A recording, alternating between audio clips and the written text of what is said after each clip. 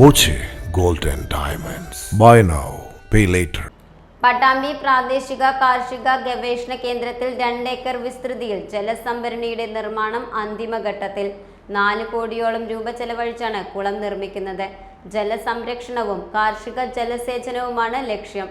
താൽക്കാലികമായി നിർത്തിവെച്ച പ്രവർത്തികളാണ് വേനൽ തുടങ്ങിയതോടെ പുനരാരംഭിച്ചത്. നിലവിൽ കുളത്തിലെ മണ്ണ് നീക്കം ചെയ്യൽ, ബണ്ട് നിർമ്മാണം എന്നിവയുടെ പ്രവർത്തികളാണ് പുരോഗമിക്കുന്നത്.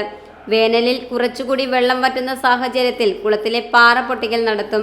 പ്രവൃത്തി പുരോഗതി വിലയിരുത്താൻ മുഹമ്മദ് മോസിൻ MLA എത്തി. അപ്പോൾ അതിന് വേണ്ടിയിട്ടുള്ള പ്രവർത്തനങ്ങൾ കൂടി വെയിറ്റ് ചെയ്യേണ്ടി വരുമെങ്കിലും വളരെ വേഗത്തിൽ മറ്റുള്ള കാര്യങ്ങൾ ചെയ്തുകൊണ്ടിരിക്കുന്നു. വെള്ളം കുറയുന്നതിനനുസരിച്ച് നമ്മൾ ഈ ജലസംഭരണി എത്രയും വേഗം പൂർത്തീകരിക്കും. നമുക്കറിയാം, നെല്ല് ഗവേഷണ കേന്ദ്രത്തിൽ ഇവിടുത്തെ പഠനാവശ്യത്തിനാണെങ്കിലും റിസർച്ചിൻ്റെ ആവശ്യത്തിനാണെങ്കിലും അതോടൊപ്പം തന്നെ മറ്റു കൃഷി ആവശ്യത്തിനാണെങ്കിലൊക്കെ ആവശ്യത്തിന് അനുസരിച്ച് വെള്ളം കിട്ടുകയും ഈ പരിസര പ്രദേശങ്ങളിലെ കിണറുകളിലൊക്കെ വെള്ളം വെക്കുന്നതിന് വേണ്ടിയിട്ടുള്ള വലിയൊരു ജലവിധാനമായിട്ട് ഇത് മാറുക എന്നുള്ളതാണ്.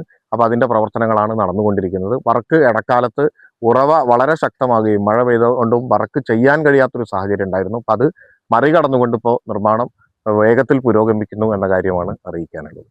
വേനൽക്കാലത്ത് നേരിടുന്ന വരൾച്ച പട്ടാമ്പി കാർഷിക ഗവേഷണ കേന്ദ്രത്തിലെ പ്രവർത്തനങ്ങൾക്ക് പ്രതിസന്ധി സൃഷ്ടിക്കാറുണ്ട്.